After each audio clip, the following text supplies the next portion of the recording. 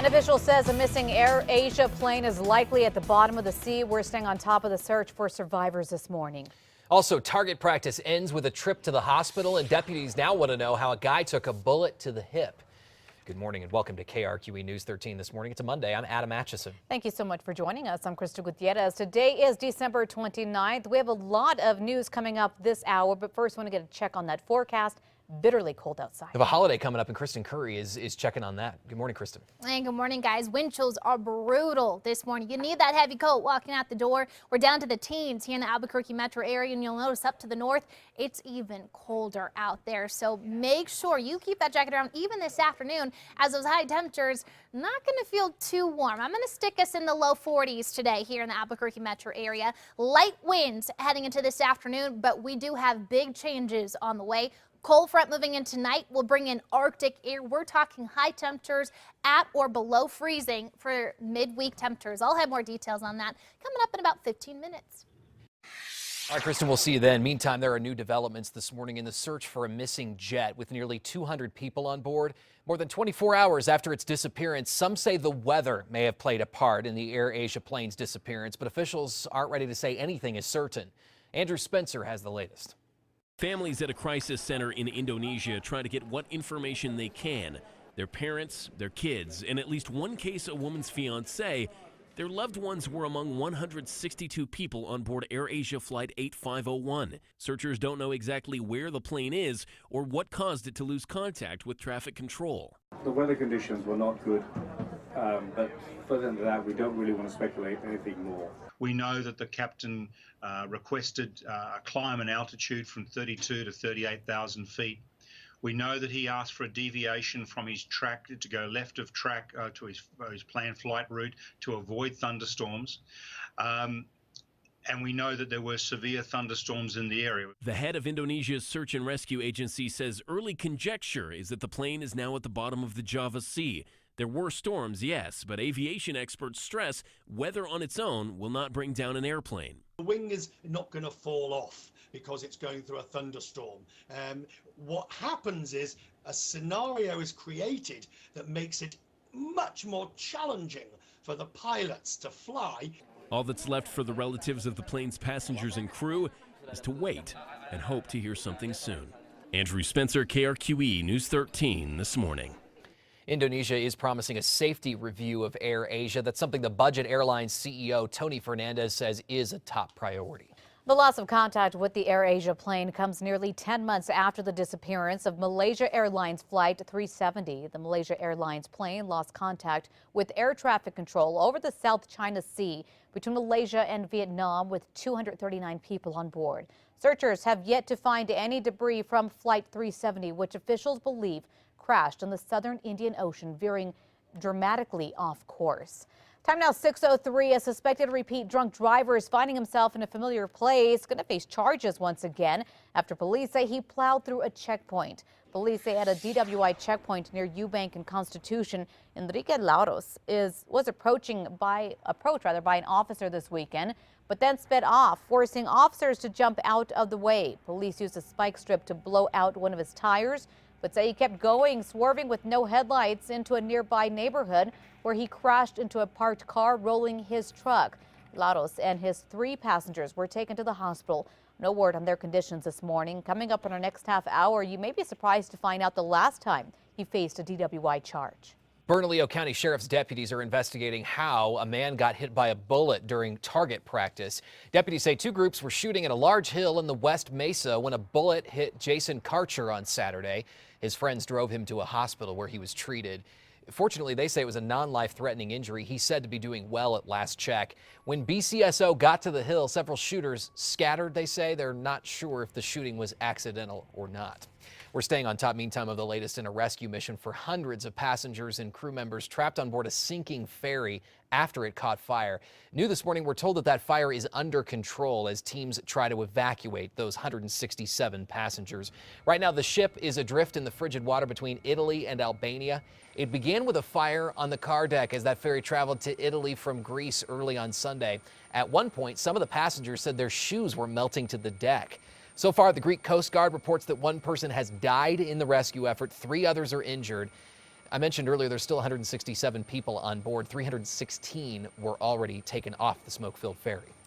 It was a center of much controversy and international tension. So how did the interview do after its release? The controversial Sony film earned more than $15 million through online sales in its first 4 days. Sony Pictures says the interview was rented or purchased more than 2 million times between Wednesday and Saturday. The flick was shown in select theaters throughout the country, including theaters in New Mexico, one in Santa Fe. It's expected to make about $2.8 million at the 331 independently owned theaters. And for those of you who still want a bite of all that hype, you can now get the interview at the Apple's iTunes store. It was originally expected to be released nationwide on Christmas, but hackers created security fears that scuttled that release 2 weeks ago.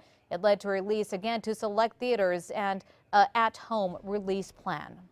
Let the gaming continue. Sony's PlayStation Network is back up and running today. The online gaming services suffered a multi-day outage on some of the busiest days of the year during Christmas week. Officials from Sony Entertainment say the network was attacked. It was hacked, disrupting connectivity and online gameplay. A group of hackers, which goes by the name Lizard Squad, is claiming responsibility for that attack. The group says they were also behind a similar strike in August, and the FBI is now investigating. It's been almost a week since former President George H.W. Bush was rushed to the hospital. Doctors say he's going to stay there for now. The 90-year-old former president was admitted just before Christmas to Houston Methodist Hospital with shortness of breath. Bush's spokesman says his condition has improved, but he has not been cleared to leave yet. And we do wish him well this morning. A man with a history of driving drunk is arrested again after police say he took off from a checkpoint. Plus, another airliner goes missing. This morning, rescuers are scouring the area where it disappeared, hoping to find the wreckage and passengers. Good morning, everyone, and welcome to KRQE News 13 this morning. I'm Crystal Gutierrez. And I'm Adam Atchison. We're starting off the week here Monday, December 29th. Right to those top stories in a moment. First, though, a look at the little twist that's coming in the forecast for the holiday. It's getting even colder, folks. Here's Kristen Curry. And that's right, guys. Today will be cool, tomorrow cold. Walking out the door to a temperature of about 22 degrees here in Albuquerque, but you'll find the teens and single digits further to the north. Winds will be light today. They'll certainly start to crank tomorrow, but your wind chill keeps us 2 below in Farmington, 0 in Taos. It feels like 12 degrees walking out the door here in Albuquerque, so a very chilly start. But as I mentioned, I'm going to warm up those temperatures compared to yesterday. Put us in the low 40s here in the city. We'll see a lot of good sunshine today, but by the time we hit tomorrow, we're talking temperatures at or below freezing in the afternoon and some snow possible by New Year's. I'll have details on that coming up in about 10 minutes. All right, Kristen, thank you. New and developing this morning, officials in Indonesia now say the missing AirAsia plane could be at the bottom of the sea. That flight was carrying 162 people, including 17 kids, when it took off for Singapore yesterday. It's too early to say if objects just spotted in the Java Sea are parts belonging to that plane. But we do know that one of the jet's pilots had asked for a change to the route because the weather was bad. That request was denied due to high air traffic. Indonesian officials believe the plane went down sometime after. Experts say the airplane's data recorders may eventually shed some light on what happened. We've got life, if you will, in the batteries for the next 30 days, maybe depending upon when these batteries were put into this aircraft, as long as even 90 days. Families are gathering at a crisis center set up at the airport where that plane took off.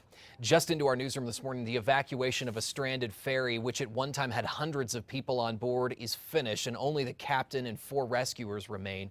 That's according to the Prime Minister, who says only the ship's captain, along with 4 sailors, remains. Right now, that ship is adrift in the frigid water between Italy and Albania. It all began with a fire on the car deck as the ferry traveled to Italy from Greece early Sunday. At one point, some of the passengers said their shoes were melting to the deck. So far, the Greek Coast Guard reports 414 people have been rescued and 5 bodies have been recovered after that tragedy. Time now 6:32. A man with a history of driving drunk is in trouble with the law again. Yeah, police say Enrique Larios sped away from a DWI checkpoint and crashed, hurting 3 of his passengers. It all started as he approached that checkpoint near Eubank and Constitution. An officer came to the window. Police say that's when he sped away, nearly hitting other cops. But Latios, seen here in a previous mugshot, didn't make it too far. Police say they were able to take out one of his tires with a spike strip. He then hit a parked car while swerving down side streets with his lights off, rolling the truck. 5 people were inside, and police say one of those men was ejected and got pinned underneath the vehicle. They had a bunch of the emergency workers stepped over, and they all just pushed on the vehicle, and it lifted up enough for them to get him out. Throughout this whole ordeal, police say Latios was uncooperative and would not give officers his name. Police say he had bloodshot eyes and smelled of alcohol. No one was wearing a seatbelt. He and 3 others were taken to the hospital. We went digging into Latios' criminal past and discovered this is not the first time this month he's been in this kind of trouble. We know this individual already has a revoked license for drinking and driving. Last night he made another bad choice, not only driving on that license, but running the roadblock, putting citizens in jeopardy, putting everybody in jeopardy, including officers at that roadblock. And we found Latios was arrested on December 6th for DWI and careless driving. This time he's looking at charges including aggravated DWI and aggravated fleeing. Time is 6:33 and happening right now. Police are investigating a deadly pedestrian crash in northwest Albuquerque. It happened at Golf Course Road in Irving at about 10:30 on Saturday night. Police say a pedestrian who may have been drinking stepped into the road and was hit. They were rushed to the hospital but died there. Police have not released any names and say the driver is not facing any charges right now. And as the new year approaches, deputies in Bernalillo County will be keeping a watchful eye out for drunk drivers. This time of year usually ranks as one of the most dangerous for alcohol-related fatalities on the road. Deputies will be conducting DWI checkpoints on New Year's Eve. They'll be looking for people driving under the influence and for aggressive drivers. They say they'll also be checking drivers' insurance and making sure passengers are wearing seatbelts and kids are in their car seats. New Mexico could soon be the next state to pass right-to-work legislation. Republican Senator Sandra Rue is pre-filing a bill for the coming session that would ban private sector employees from being forced to join a union as a condition of their employment. The senator says it would entice many more companies to come here, but the president of New Mexico's Federation of Labor, John Henry, thinks it will harm business, especially the film industry, which he works in. The good jobs that we want are union jobs. That's where we want to be. Businesses understand that they have to compete for workers. So if they're not paying a competitive wage, if they're not providing benefits to their employees, they're going to lose people. Senator Rue has also proposed another union-related bill which would affect public employees. That bill would ban school districts and local governments from taking union dues out of paychecks. But you get paid for time off needed for parent-teacher conferences. A state lawmaker is pushing for just that, saying it would increase involvement in our public schools. Employers in New Mexico are required to give workers 2 hours leave to exercise their right to vote. Now, Albuquerque Democrat Michael Padilla is backing a bill that would provide 2 hours paid leave in the fall and spring semesters for parents or guardians to meet with their child's teachers. Employees would have to request the time off at least a week before the meeting, and employers could require a signed note from the teacher. Padilla says that means kids are more likely to focus and study. Some of the results that you see are better test scores, better grades, promotion to the next grade level. In a state with a high school graduation rate of 70.3%, people we spoke with in Albuquerque are on board with the proposal. The bill could also let employees take civil action if they request leave for a parent-teacher conference, and employers punish them for it. In just a few hours, Bernalillo County commissioners will vote to increase their paychecks. A new state law raised the maximum allowable salaries for a slew of elected county officials, including commissioner, treasurer, and sheriff.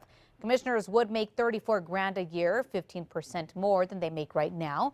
Newly elected county sheriff Manny Gonzalez would make close to 79,000, up 10 grand from the current year. In terms of the pay hike, only county officials who are elected to a new term in November are eligible. The commission set to vote on the pay raises at a special meeting today at 2. A horrifying wake-up call after a senior living apartment building goes up in flames. 5 people were killed, 3 others were injured. The fire started around 6 yesterday morning. Crews rushed to the scene and worked to get the elderly residents out of windows and down ladder trucks. The San Antonio fire chief says the building's construction made evacuation very difficult. Residents there are being housed in a makeshift shelter at a nearby high school. The cause of the fire is still under investigation. Time now is 6:37. If you have a moment to look at your screen, we've got some dramatic video this morning of a daring escape by just a 3-year-old boy who had to jump from this burning building, and that entire thing was caught on camera. Listen. Your mama right here. Your mama said do it. Oh, come on. So intense right there. That was the jump that actually saved that boy's life after he got stuck in a burning house in Alabama. Family and neighbors screamed for one of the boys to get out. As you can see, he ended up leaping from a second-story window right into his cousin's arms. Those flames, I should say firefighters, were able to get the child out of the house despite the flames. No word on their conditions this morning, but take a look at that video. Oh, those flames are massive. Yeah. Very tense moment. Had to be very scary, not only for the child, for the parents as well. He's so small, too. Thank goodness he is okay this morning.